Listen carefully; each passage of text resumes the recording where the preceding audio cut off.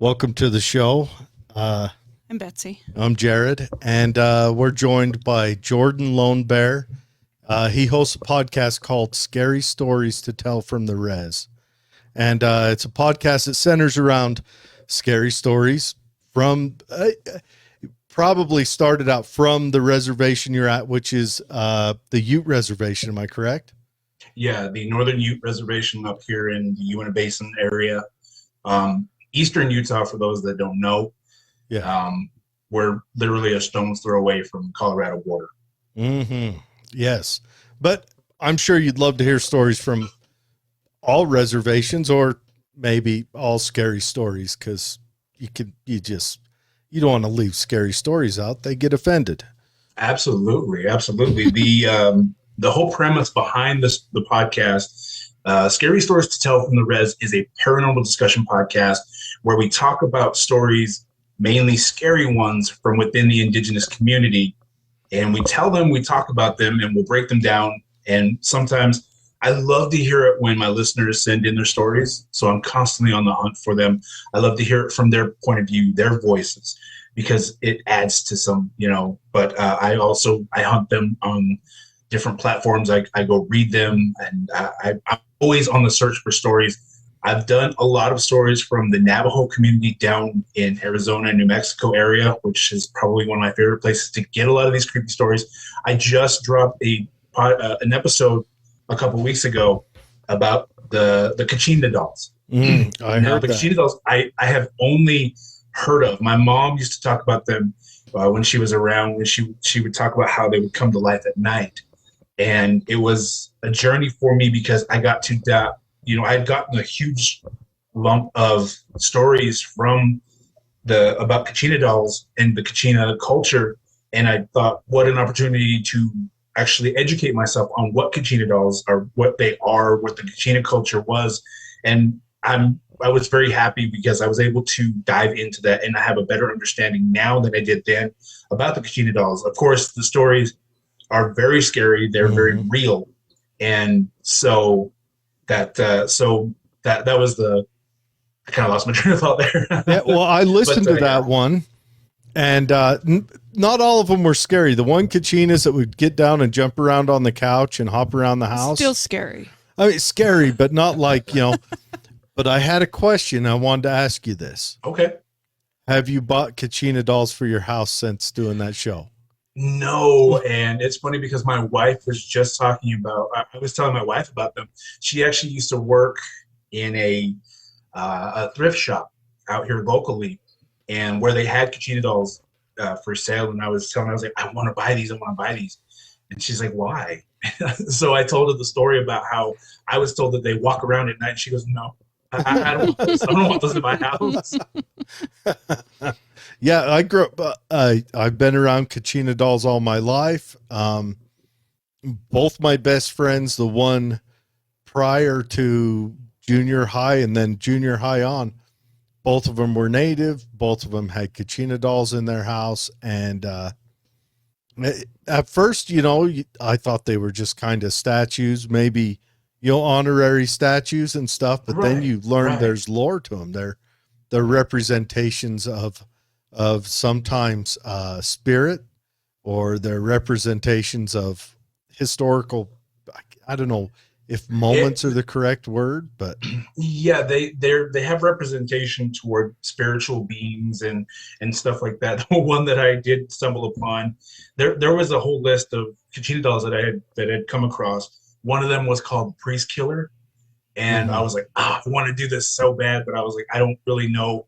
The whole story behind the Priest Killer Kachina statue or doll was that there was a man within the I think it was the Navajo or the Aztec. It was somewhere in that area that the Catholic people had come down to their reservation, and basically they were abusing the indigenous community, the kids and stuff like that.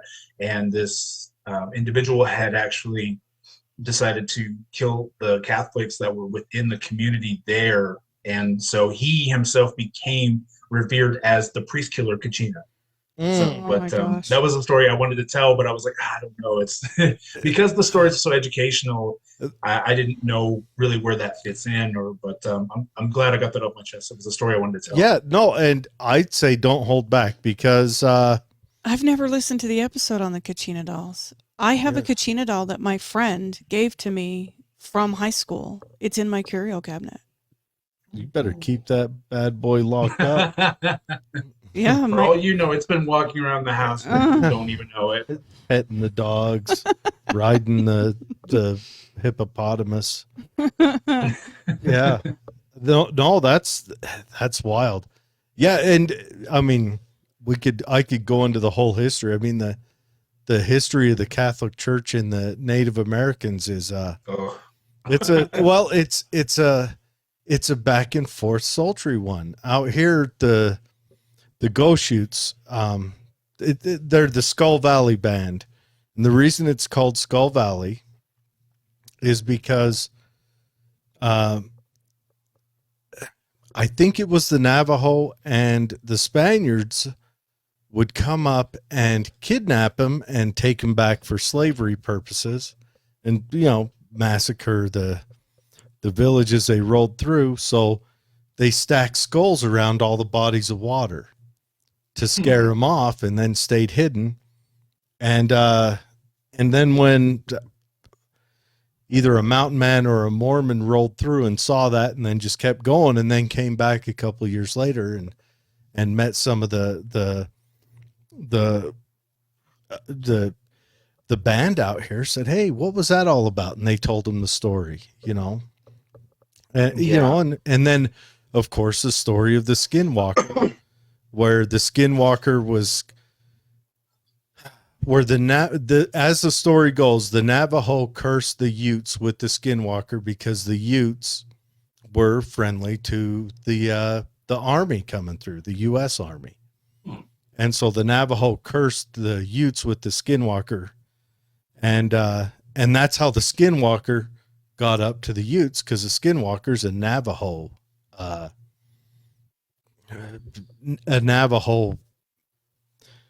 monster, I guess would be the easiest way to say it.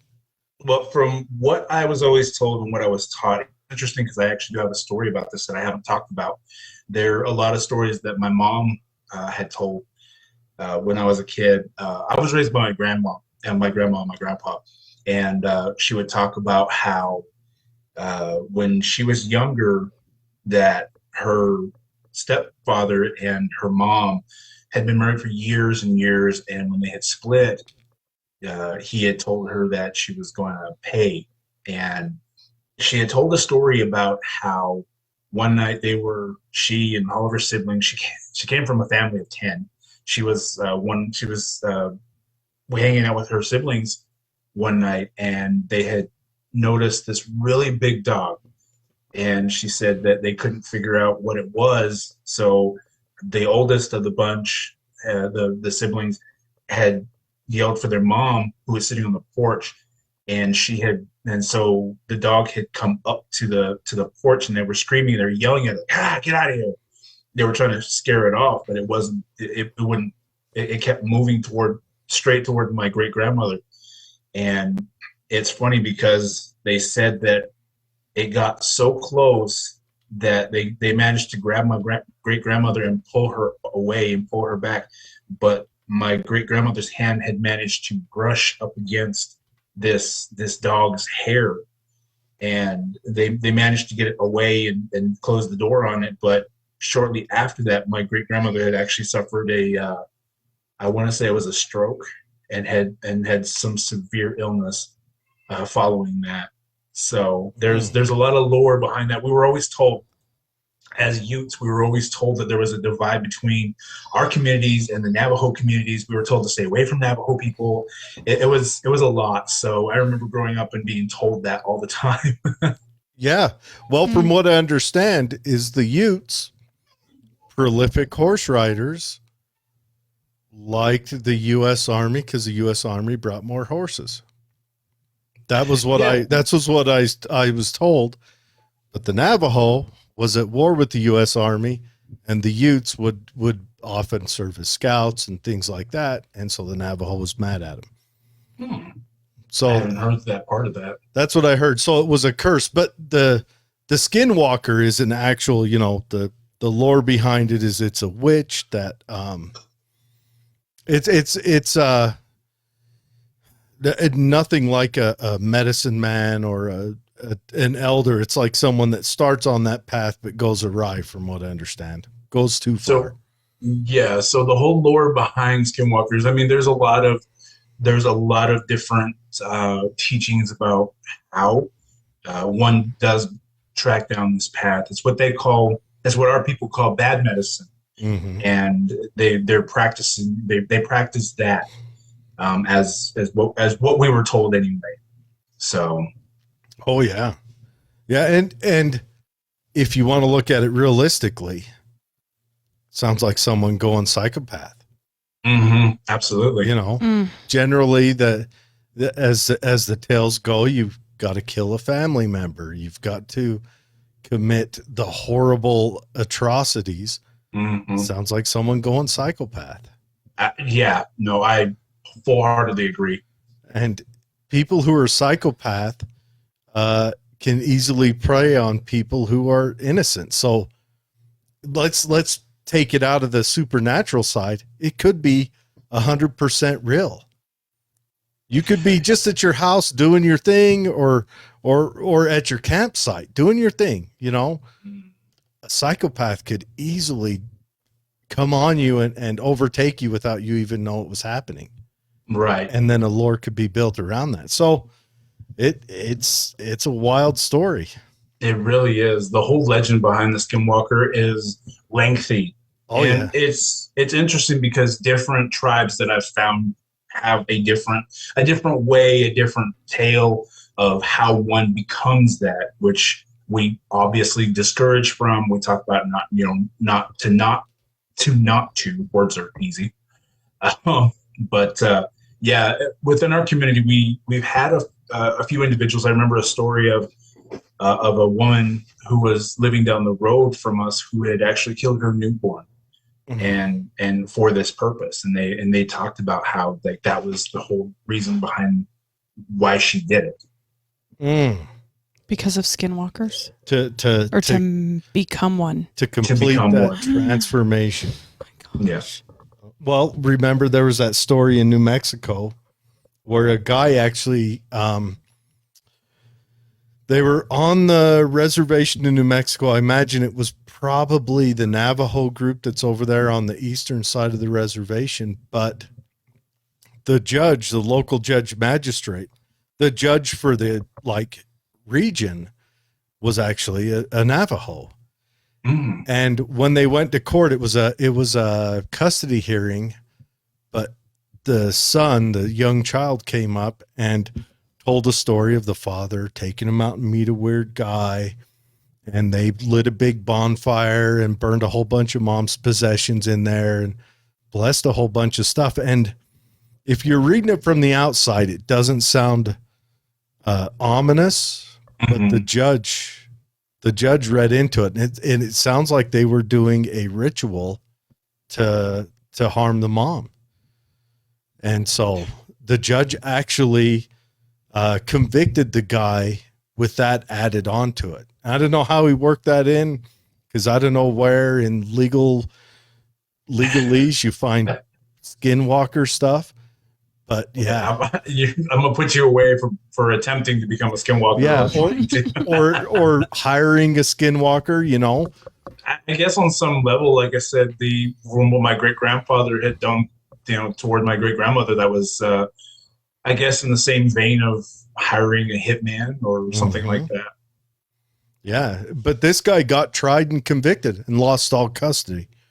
I remember reading the story, but let's get this going. We got a half hour left. I know you've got a heart out, so let's hear your scariest story. And this will have to be an ongoing thing. I love talking this stuff.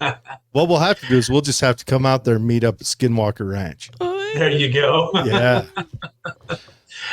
All right. So one story I've told a few times on the show was at years after I had found out about the Skinwalker Ranch thing, like I said, I grew up a few miles away from that.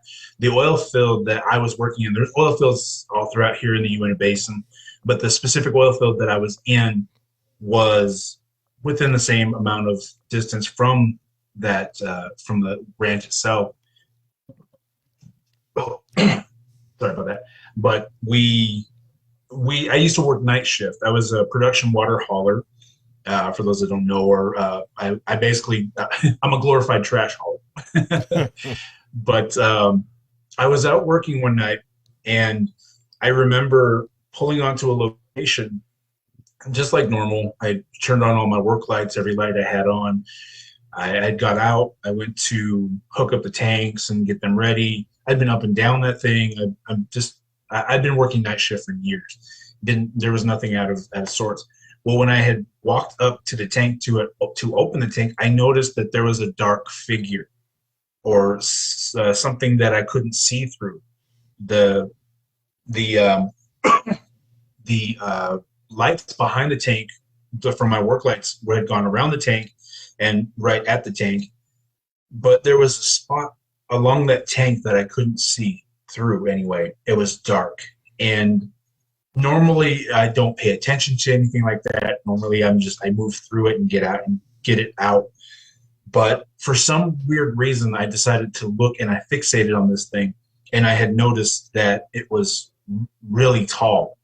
The tanks that I was pulling from, they have a weld around the tank for each 5 foot, I think, if I remember right. So for every 5 foot, this thing was standing right on the second weld, which would have put it anywhere from 9 to 11 feet tall.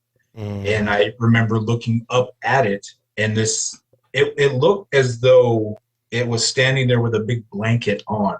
It had a head, and it was just leaning up against that tank.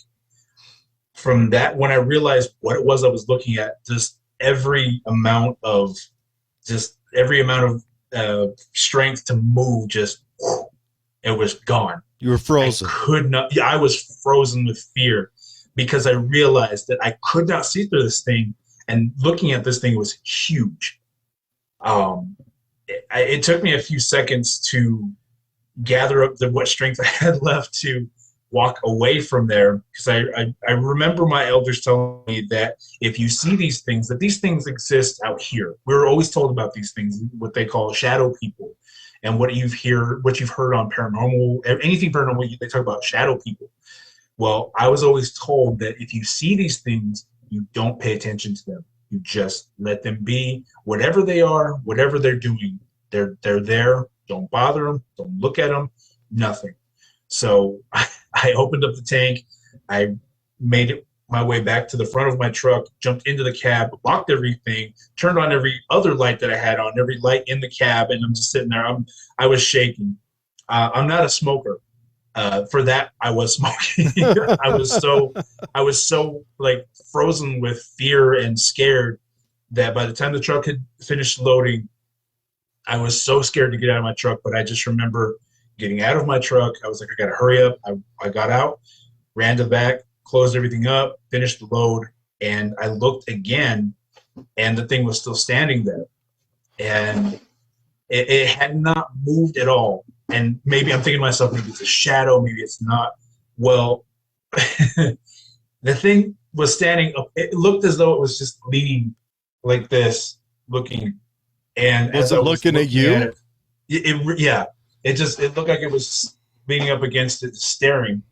And so I'm staring back at it. Again, not something I'm supposed to do. Yeah. Well, as I'm looking at it, thinking, oh, maybe it's just a shadow, maybe it's a dark spot. I'm just trying to discount this as best I can. It looked up at me. Like it took its head off the tank and looked at me. No. I dropped everything. I disconnected. I threw all my stuff on the hose. I threw all my hoses up, and I ran to the front of my truck. And I realized you have to leave a slip of the documentation. So I flipped around. I drove the truck around because I was like, I'm not looking, whatever. So I walked as fast as I could, ran to the front, put the ticket in the box, and I remember driving through. And as I looked through, it was gone. So, but that's I've told us a similar story to that. That was the second time I had encountered something like that. And I told my fellow drivers about it, days later, because I was completely freaked out. I didn't want to talk about it ever again. But a lot of my friends that work out there were like, "Oh, we've seen stuff like that." I've heard stories of Oh my people seeing gosh. things during the daytime. So, but that was probably the one that I was the most afraid, just Mm-mm. in general. Oh, you don't blow that off. That's No. that's got, yeah. Oh, and I couldn't imagine you had to run back and put a slip in. Mm-mm. Hopefully you didn't have to sign your name on that, because they would ask what doctor stopped by. They were probably asking like, why? Because I was writing as fast as I Oh, could. you I gotta wanted fill it out of out. there. They're like, Yeah, "Is yeah, this I say have to fill it. amoxicillin? What is this stuff?" I probably had doctor handwriting at that Yeah. point, but it was a really intense feeling, because I remember just feeling a sense of like, oh my God, this, whatever it is, it's coming for me. Especially Oh. because you're taught not to engage. Like, you almost have to engage at this point. Well, if it's out there on your truck and you've got to deal with the hoses and any other part of the truck and the thing's leaning on it, I mean, it's running through your mind as you're putting it in gear. Like, am I going to piss this off by taking its leaning post away?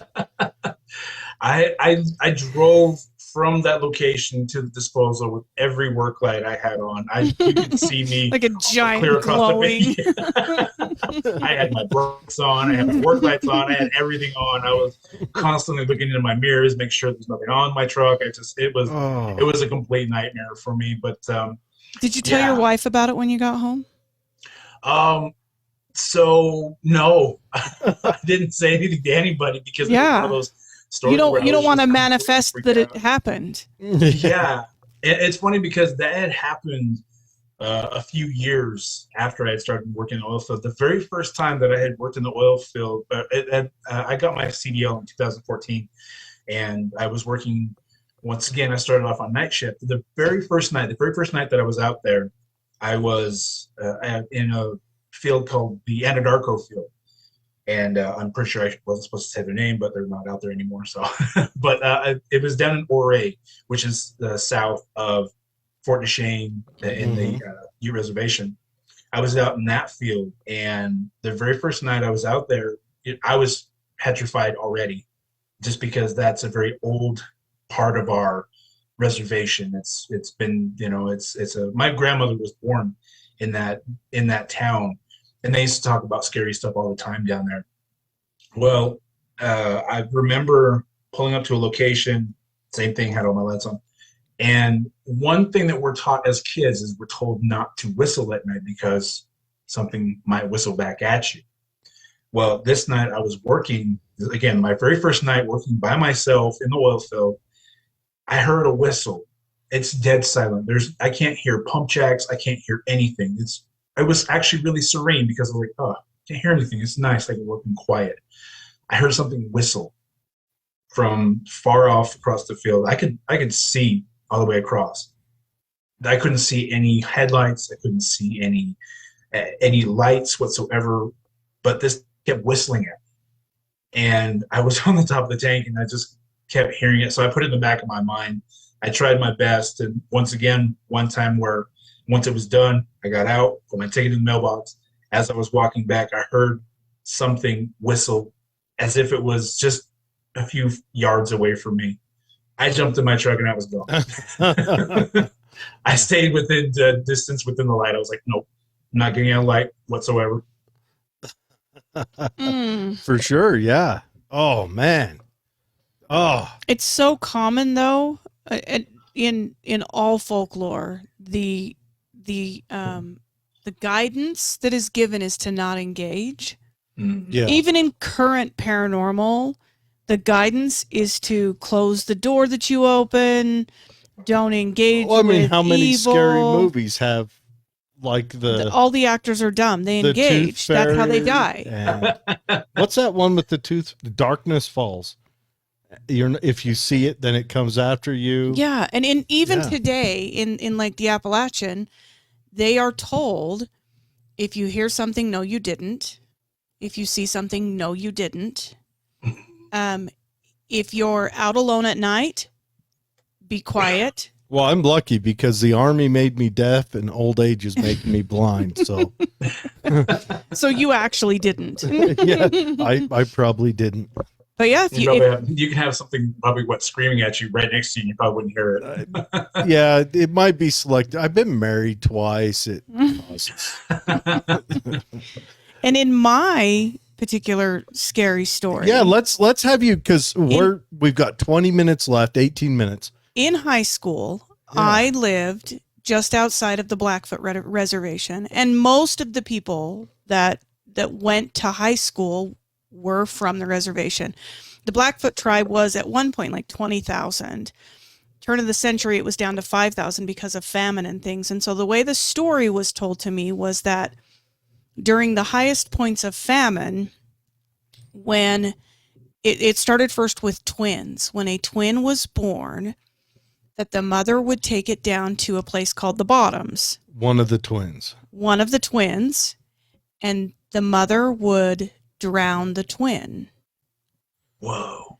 So, moving forward, as the famine continues, the buffalo herds had been just decimated by these European settlers, and it became females. So, if you had a female born, and you already had a female at home, the male were the workhorse, the female, so you would take the second female, and the mother, it was the mother's job, it was her tribal council to go down and drown the female. So, Wow. to this day, down at what they call the Bottoms, it's like the kind of where the river, the Blackfoot River, actually empties out into these little areas where they fish. If you go down there at night, you can hear the babies crying. And so the story is, and it's been passed down, through the elders to the children, is that first of all, you don't go to the Bottoms at night. Right. And if you hear a baby crying, you don't go try to save it. It sounds like it's in distress, but it's actually what they call the water babies. So once the baby is drowned, it becomes a water baby spirit. And to get its revenge, it lures you down to the Bottoms, and then it drowns you. So Wow. a friend of mine was like, you don't believe this, but I'll take you out there. We're not supposed to go out on the res. So Yeah. So she takes me and we, kind of skirt our way around the res and stop in and say hi to her mom or whatever. And she's like, okay, I'm going to run her home. And there's a group of us, another car behind us. And we pull down to these Bottoms and she's like, just get out and listen. And you can hear what sounds like babies crying. And I never went back. That was it. Wow. That was it. But she was like, you can't, and they do sound like babies in distress. Oh. And we're not talking, this is barren country. Mm-hmm. So there's not a lot of wildlife. I've never heard anything like it before. It's pretty like high desert country. Mm-hmm. So Yeah. it was creepy. It was really creepy. But she was like, you hear them all the time out here. They're the water babies. And that's the legend, to stay away from the water and don't go to a crying baby. You never go to save a crying baby. Man, that's that's dark. That's freaky. Yeah. Oh, it's tough. The having to kill children during famines. Just go read anything about the Holodomor, and it's nightmare fuel. Yeah. Yes, it's interesting because you can find a lot of those stories in the Ute Tales book out there that we grew up, and we were always told it as kids. But I want to say thank you, because that is the very first water baby story that I've gotten so far, and I've been trying to track those down ever since summer hit. Yeah. Just because the temperature's out, and the stories like that are they're so prevalent. And I love that the lore behind it was that there's actually lore behind it, because my grandma said that when they were kids, she remembers going down this little area, and they actually seen one. They seen a creature. So from the Utes' perspective, they're little creatures. They're not just spirits; they're creatures. And she said that her and her brothers and sisters were getting ready to swim, and they seen on this really big rock. She said they seen this little. She said it looked like hair, like long hair, like mossy green hair, and she thought it was moss. But her brother stopped her and told her like, don't. She goes, why? What is it? She said, he said, don't. And they looked, and he goes, look. So they moved around, and they seen. She said it looked like a little creature, a little thing that was laying there. What they had seen was hair, and that this thing was sunbathing. And they said, she said that when they had gotten to, they kind of scared it back in. It had heard the noise and jumped right back into the water. So that story is kind of like the fairy, or maybe a mermaid or something, or nymph. Yeah. And that could be, I mean, all the way around. That is wild. That is wild. Okay, we got 10 minutes left. I'll see if I can't brush through one of my stories. So, my buddy was building a monster truck, and we wanted to go out to the Skull Valley Res to get a cross member for the transfer case on this monster truck. So me and him and another buddy, we all cruise out there, and about, 200 yards off in the field is the frame that he's pulling this cross member off. And they've got an old shed on there. It's one of those old kind of roughed up slat wood sheds where, a lot of gap between all the wood. Right. And inside of there, they've got a 429 Cobra Jet, just like on a pallet, tarp over it. And I was in there looking at that engine, just kind of looking it over, seeing if it's a usable engine still or if it's too roughed up. Buddy and my two buddies are over there wrenching on that cross member, and I hear speaking outside. So I'm like, oh, they must have come back over. So I wander outside. Hang on, wait, I'm doing a interview real quick. Oh, yeah. Sorry, I was talking to somebody else. You're good. Keep going. You're good. So I wander outside, and no one's out there. But then I start hearing, and the shed's big. It's like a 3-room shed, 25 feet long, 12 feet wide, humming. So I start hearing the speaking inside. So I stop and listen, and they're speaking in a different language. They're speaking in, the Go Shoot language. And I'm like, what the heck? So I'm like, all right, some of the people out here are messing with me. I knew most of the people out there. My dad knew them. It's not like we were unfamiliar with each other. So I go running inside, and I hear the speaking outside again. So I'm like, what the heck? So I start heading over to Russell. I'm walking across the field, and I hear footsteps behind me. And it's tall grass, just tall, dead wheatgrass. And I stop and I look behind me, and nothing's there. So now I'm walking faster, and I hear the footsteps some more. And so I stop, nothing there. So now I'm pretty much running, but I'm looking over my shoulder, and I can see the grass being disturbed as I run. So I'm all out. I'm giving, the gas is poured on. I run over there. I yell at Russ. I'm like, there's damn ghosts here. He stops what he's doing because he freaks out about ghosts out on the res as well. And our other buddy, another white kid, is dumbfounded. Like, what are you guys talking about? And Russ like, get in the car. We get in the car, and we run over to his uncle's house. And his uncle at the time was the chief, the head guy out there. And he's not home yet, but his wife is.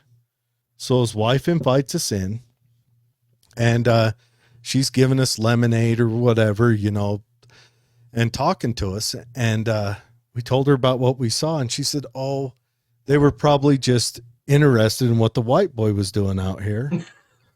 Because down in the bottom of the valley is the old burial grounds, and up on the top of the hill is the new burial grounds, and your shed sits right on the sacred path. What's a sacred path? Well, it's a path we bless so that the spirits could, family members could visit each other. Yeah. And I was like, all right, I haven't been back to that shed since. Wow. That's I can't imagine being able to see something like that chasing you. I mean, of course you didn't see, but yeah, I mean, I just saw grass being disturbed. I mean, for all I know, it could have been a pinpoint located breeze, but That's extremely pinpoint. yeah, and it looked like it was disturbed. I mean, the grass was probably 2.5 feet tall, and it looked like it was being disturbed by legs, Oof. like it had a step to it, and that was all she wrote for me. Yeah, and Russell didn't go back out there to the that shed shed? for a long time. I don't know. I'm sure. But he's been who out there builds a since. shed on the sacred path? I want to know. The Yeah, sacred path came right? after the shed. You don't put a sacred path through a shed.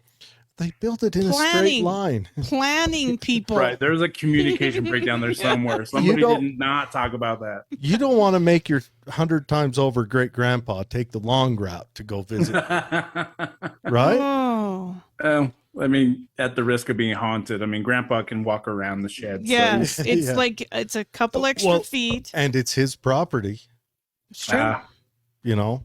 It's his property. But yeah, I don't care what anyone says. The indigenous reservations carry special ground or a special aura with them. Oh yeah. And it is there, just like old cemeteries do. There's a special aura there, and it might be a combination of tragedy and longevity. Who knows what it is, or just that, The spiritual connection. or even that. Even at a time when technology rolls in, a lot of them still live a more traditional and open to spiritual way, which may cause that. I don't know. I don't know what it is, but there is, and I've got a couple more stories, so you're going to have to come back on sometime. absolutely.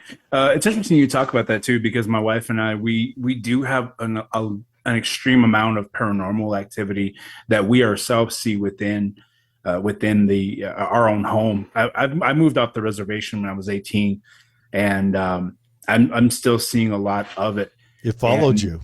It really did, and it's funny because she talks about how her father had passed away. He passed away a few years ago, and she talks about how that she knows when he's around. And I was asking us, how do you know that? She said it's because electronics seem to kind of distort a little bit, and she said that that's her indication that her dad's around. Mm. And it's funny because the first night that we were here, we were talking about her dad. We talked a lot about her dad, and the hallway in the apartment, the lights just started. And so anytime anything happens like that, I'm always, his name is Brian. I always tell him, like, "Hey Brian, how are you?" Oh, you I never got invited to him meet my in. father-in-law, so yeah. So he feels that itch on his ghost here. He's got to come see what's up. He's an ever presence in this house. And I got time for one more story to tell because I told this on another platform before. So this actually happened off reservation. This happened within our own home. And it's funny because I'll have to come back and bring my wife on because she can tell the second half of this story. But one night we were sleeping, and my wife has very short hair. It's like down to about like right there. And we were sleeping one night, and I remember waking up out of nowhere, and I looked up at her, and I was just looking her over. You know how you're still kind of trying to wake yourself up. We sleep with the TV on, and I noticed, I was like, oh, her hair's longer. And I was like, wait, her hair isn't longer. So I kind of traced her hairline up. Well, as I had traced her hairline up, she was facing me. But as I was tracing her hairline, right in her neck, there were a set of eyes that were not hers. And I looked a little closer, and this thing had, whatever it was very light skinned or light faced. It had opened its eyeballs and looked right at me. And and I was like, and we locked eyes for like a second and a half. and like as if I disturbed it. It was caressing my wife. It was nuzzling. Oh, absolutely. That's your wife No. now, monster. That's your wife now. It's I'll funny be gone. You Right can keep after all that, my stuff. I was too petrified. I seen it and I rolled over. I rolled over. I was like, no No And- protection. You're Yeah. on your own. Oh, and after that I was like there's no way. So I rolled back over and it was gone, whatever it was. Oh. But all I could see was that half, and it had just opened its eyes like I just disturbed it from whatever it was. And yeah, so and I told her about no. it, and she was like, "Oh, so you didn't even scare it off or anything? You just left me." She's like, you left me to the monster? Did you just not hear what you said? You said monster. Monster. I'll go fight bikers. I'll face a charging bull. But you said monster. That thing, whatever it was, it's funny because we care. We have attachments that we see periodically. We call them looky-loos. We're constantly seeing something or someone peeking around corners or something like that. My wife's really, like I said, my wife's really into this whole paranormal thing, and she talks about PK energy. I didn't know that it's something that I myself possess, which is the ability to kind of manifest things or manifest yourself outside. Well, my son that she's pregnant with now has that PK energy. His PK energy's off the charts. I've never seen any. She's never seen anything like it, and I've never experienced this. My daughter and I were in my office one day, and we were hanging out.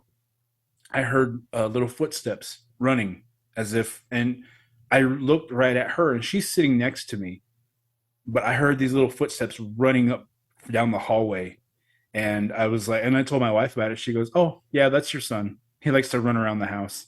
So, and my daughter's constantly talking to somebody who's a kid. It's always at eye level with her. So He's not that's born our yet? thing. No. You are in so much trouble. Oh, I'm telling you. I'm like, you need to. I don't know what you're gonna do. The kid's gonna show up with it all figured out. He's very. It's funny because it hasn't been until these last 4 months that my grandmother and my grandfather and her dad have been manifesting physically.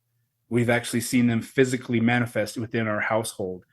So our theory is that he's been pulling in our family like crazy. So our family's been showing up for this little boy that's not here yet. So hey, maybe this kid's gonna show up and be the person that causes world peace or I hope so. or figures out You got to give him a really cool name. energy. Like Thor, God of Thunder or something. Thor.